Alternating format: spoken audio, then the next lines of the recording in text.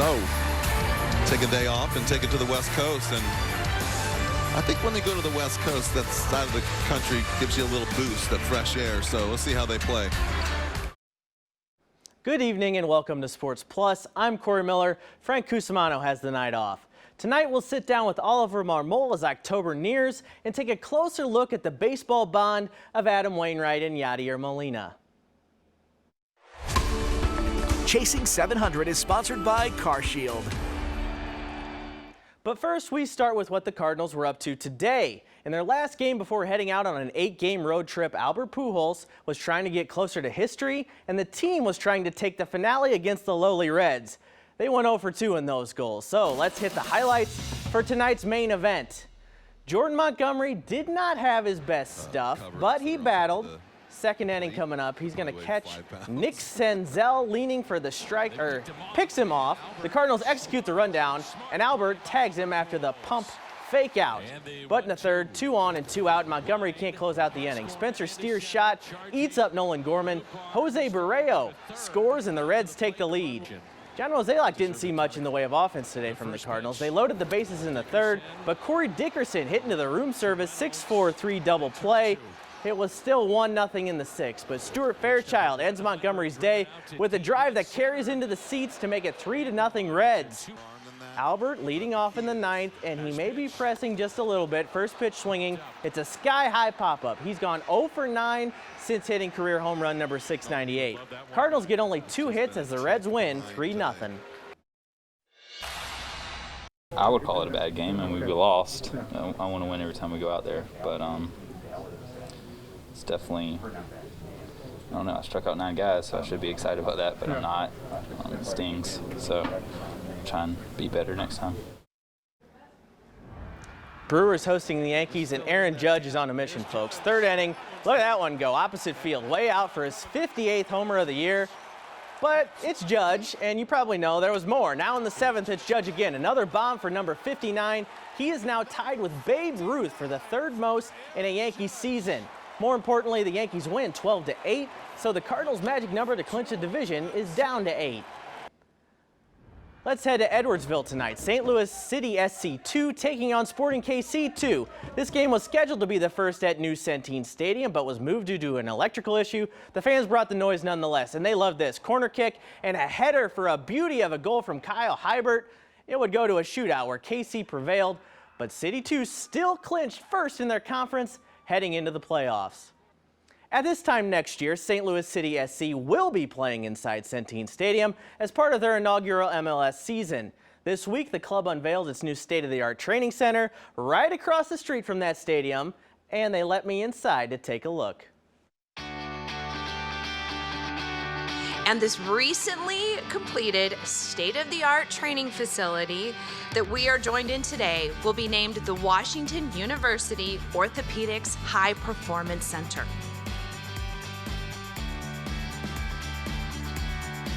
We definitely looked into the good and the bad from all over the world. That's what came out. Is it called Bonnie and Clyde? Jack and Jill. Jack and Jill. No, hey, that goes on Candy Camera. It's unbelievable. I mean, if you just turn out your head, you have in the stadium there, but you're looking back and there is the city center. So that's something which is still, it happens. But having a training facility right across the street, all in the city center, I don't know any club internationally who has that opportunity. The last 2-3 weeks, every door, every nail, everything which was built, it just became exactly how we visioned it. And I think we had on our social media this picture of the model and the picture in real. And if the real picture looks better than the model, I think we're pretty good there.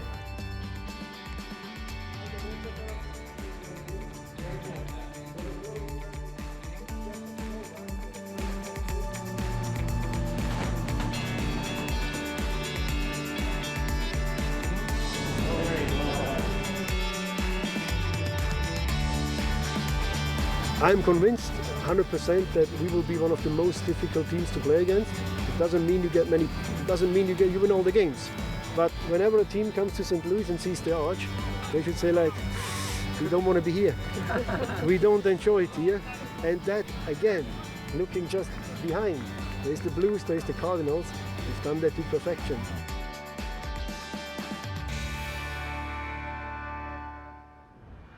Week 2 in the NFL, and Baltimore's Lamar Jackson had himself a day against Miami. I thank him, and Ahmad Hicks does not. He will break into the secondary. He's gone for a 79-yard score, 437 rushing and passing yards, and 4 TDs as the Ravens led 35-14 after 3 quarters. I'm beating him out in fantasy thanks to Lamar. Thanks, Lamar. Tua Tagovailoa got the Dolphins within 3, and then with 14 seconds left, he finds Jalen Waddle for the score. The Dolphins hang on to win, 42-38. More from a wild day around the league later on. But before that, we'll look back at the milestone that may never be challenged, let alone ever surpassed. And I go one-on-one with Cards manager Ali Marmol, a guy who prides himself on being direct and to the point. That's still to come. We look forward to this trip to the West Coast with our guys being energized and ready to go again. As October approaches, this man, Oliver Marmol, becomes the most important guy in town. In his first year at the helm, Marmol has overseen a season of historic moments and winning baseball. I sat down with him to talk about approaching the playoffs, managing Albert Pujols, and his charitable endeavors, courtesy of an app he helped develop that could help change how kids develop as athletes. The skipper is tonight's Cardinal Buick Sunday Conversation. First thing, about a month left, almost through your first Major League season as a manager. What is your favorite thing about being the manager of the St. Louis Cardinals? Man, it has to be just, it's humbling because of the history of the organization. But favorite thing is most likely just the ability to help lead that group in there. It's a good group, staff, players. We have some remarkable players that are on their last little run. But just to be part of it and set the culture and lead is by far my favorite thing that I wake up to every morning. Nowadays in baseball, with how things have evolved, there's a lot of talk outside about the relationship between the front office and the guys in the dugout making the moves on the field. How would you, I know a lot of that stays behind closed doors, just generalization, how does the front office and you guys come together to put the best product out there? At the end of the day, it comes down to sitting in a room and figuring out, are the decisions we're making day to day sustainable? Do they lead to the best result? And if not, why? But we have a good process in place as a feedback loop where we sit down daily and review the previous game, make sure that we're all on the same page, and then how are we going to attack the following day. Still some work to be done. You guys haven't clinched the postseason spot yet. October's coming up. Not even close. But have you started to feel, you know how big baseball is in this town, have you felt any of that weight? Like it or not, whether it's fair or it's not, you're the face of what this team does this year, and there are a lot of expectations. Have you felt that at all? No. We hold ourselves to a higher standard. I hold myself to a higher standard than any fan could hold me to. The accountability is going to be greater in-house than it is outside of here. So I don't feel the pressure of it. Anything less than us clinching would be a disappointment, and I welcome that accountability. We've talked about this in scrums before, and you mentioned it, but have you ever just felt yourself being a fan of Albert Pujols this season? It's hard to it really is hard to remove yourself from the game because you got your head down and you're just focused on winning, you're focused on competing. Even yesterday when he came up with the bases loaded there in the ninth, and no part of me stopped to realize the situation of what could have been, because I'm thinking about the next move, who needs to run for him, all that type of stuff. So at times I've tried to remove myself from the game and take it all in when he's walking to the plate and this place is going nuts and you can feel it. When he's rounding the bases after a big homer. So you try to take those moments and really soak it in, but I'm sure there'll be a time where I kind of step away and really take in everything that took place this year. We've seen it in the dugout in glimpses, in glimpses of him tutoring younger players. Yohan Yepes specifically talked about it. Just how big of an impact has that had? You're a guy who gets to see it up close, and could he have a future in coaching later in baseball? What he does on the field is remarkable. What he brings in that clubhouse, his veteran presence, but also his willingness to sit down with the youngest guy and have that conversation of what it looks like to win, what it tastes like, the work that needs to take place. Man, just his voice alone extends other people's careers because of how much they're learning from him. As far as coaching in the future, I think at some point he'll get the itch. Once he relaxes for a year or two, I think he'll get the itch to want to do something, and we'll answer that call. Take me through your app now, Versus app.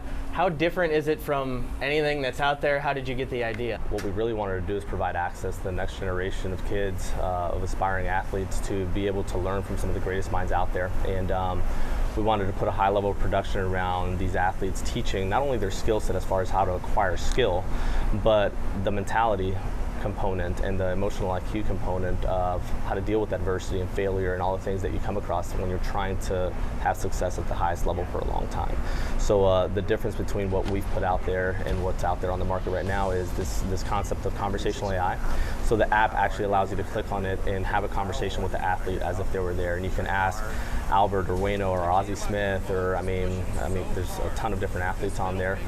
Questions about their life, their childhood, adversity, failure, a lot of different things that apply to sport, but also allow that next generation to apply it to life. Take me through the charitable aspect of this, because that's a big part too. Yeah, and the charitable component started from a trip that we took to Guatemala, and it changed our lives for how we would spend our finances and kind of do life. And we got back to the States and wanted to figure out a way to build something sustainable that can give back. So the charitable component is 10% of every dollar that comes in, we give back out to different organizations that are underserved, particularly the youth. Last thing, I know it's the manager cliche, one day at a time. You tell us that all the time. But this is a special season. This is a season like a lot of people haven't seen here. Yeah. What would it mean to cap it off with a storybook ending and you bring a World Series It's the way it's home? supposed to end. It really is, and I'm, when I say determined, when you think about what Yadi's done for this city and this organization, and the sacrifice of just family and just everything that goes into having the type of career that he's had, and then you look at Wayno, who's done the same, you look at Albert, who's announced his retirement as well, it's supposed to end with a championship, and we're going to do everything possible to make sure that happens. Next stop for the Cardinals is San Diego. Today the Pods were in Arizona. Fifth inning, and Juan Soto, remember that future Cardinal who wasn't? He goes yard for the 25th time this year. They win 6-1. They're currently in the second wild card spot by a half game. We'll be right back.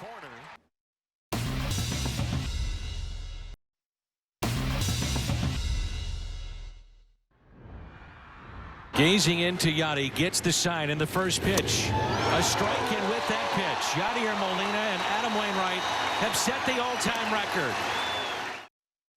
It seems like history is happening every day at Busch Stadium this season, but this past week we got to see something the baseball world truly may never see again. The brotherly bond of Adam Wainwright and Yadier Molina as baseball's all-time battery. And for tonight's Spotlight story, we take a closer look at this classic Cardinals combo. For the first time since 1982, St. Louis has a World Series winner. When your first indelible memory as a pair is the final out of a World Series, you're probably off to a good start. 15 years after Adam Wainwright and Yadier Molina's first ever start together in April of 2007, they etched their name in the history books like they've done most things. Together. Gazing into Yadi, gets the sign in the first pitch. A strike, and with that pitch, Yadier Molina and Adam Wainwright have set the all-time record. They have made the most starts as battery mates in the history of Major League Baseball, number 325, a number that will never be reached again. Breaking Mickey Lolich and Bill Freehand's all-time battery starts record of 324 was just the latest honor for this pair of best buds, and it's one that holds a special place in their hearts. It is probably cooler for me than Yadi. He's got so many cool things, he's just got lots of cool things, This is probably the next to the Roberto Clemente Award, probably the coolest thing for me in my career, honestly. I mean, and having a record that, somebody said the closest one to you is Hendricks and Contreras, and they're 200 and something behind. I was like, yeah, we're good. We're safe, I think. I think we're safe. I don't think anyone will ever break that record, so that's pretty neat. Hopefully it's never be broken, but like I said, it's just great feeling to be on top of that list and doing it with one great human being, and it's just amazing. In their 17 years as teammates, winning has always been the foundation. The Cardinals have won more games in their starts than any other pitcher-catcher pair in history.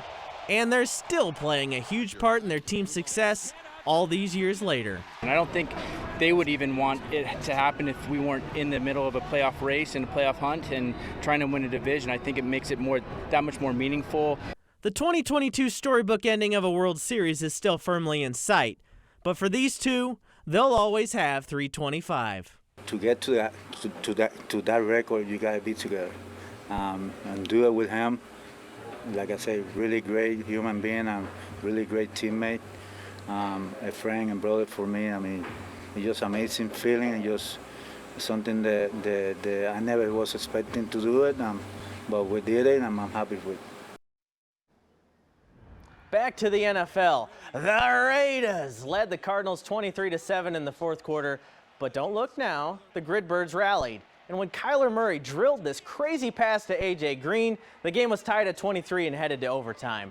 The Raiders were driving towards the game-winning field goal when disaster stepped in. Hunter Renfrow will have the ball stripped away, and Byron Murphy Jr. scoops it up. 59 yards later, the Cardinals complete the comeback. They beat the Raiders 29-23.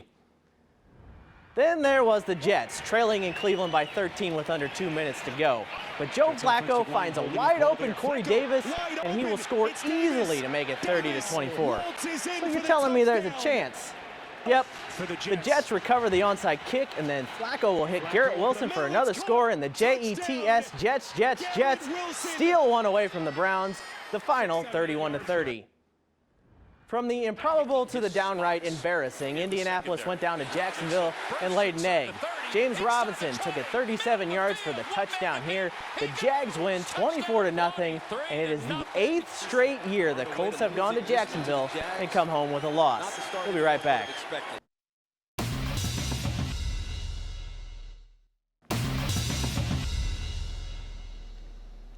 Game 4 of the WNBA Finals, the Las Vegas Aces and Connecticut Sun. Fourth quarter, and the Aces' Rakana Williams hits back-to-back shots to turn a 1-point deficit into a 4-point lead. And it's going to be Kelsey Plum. She's going to ice it from the paint, and Las Vegas is your champion. Becky Hammond becomes the league's first rookie coach to win it all. The final 78-71. Time now for the Well First Health, Frankly Speaking. And a thought about Albert Pujols. Every generation of Cardinals fans have had a legend to grow up with. My dad had Bob Gibson. I had Albert Pujols. As a kid in the 2000s, Albert was everything. We had video games with his face on it. We bought his poster at the Scholastic Book Fair, and we emulated his batting stance. You know that one with the intimidating glare. If you chose to wear number 5 on a youth baseball team, you better have had the skills to back it up. That was Albert's number. At its best, sports makes you feel like a kid again. And that's exactly what Albert has made this season feel like for every kid of my generation. And no matter how this season ends, it's given us that. That'll do it for our show tonight with executive producer Andy Moeller. I'm Corey Miller. Have a great night, St. Louis. From Heredia, the fly ball into right field, well hit. Back is Sosa at the wall, it's gone! 3-run home run for Pujols. Swinging along one, there it is, baby. The Cardinals take the lead as Albert Pujols comes through in the pit, and the Redbirds lead this baby 5-4.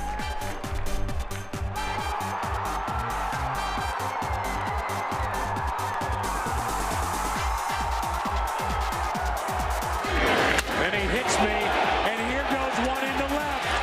How about 3 on the night in a row? Albert unloads, deep left, and this game is tied. 698, Albert Pujols, 2 away from 700.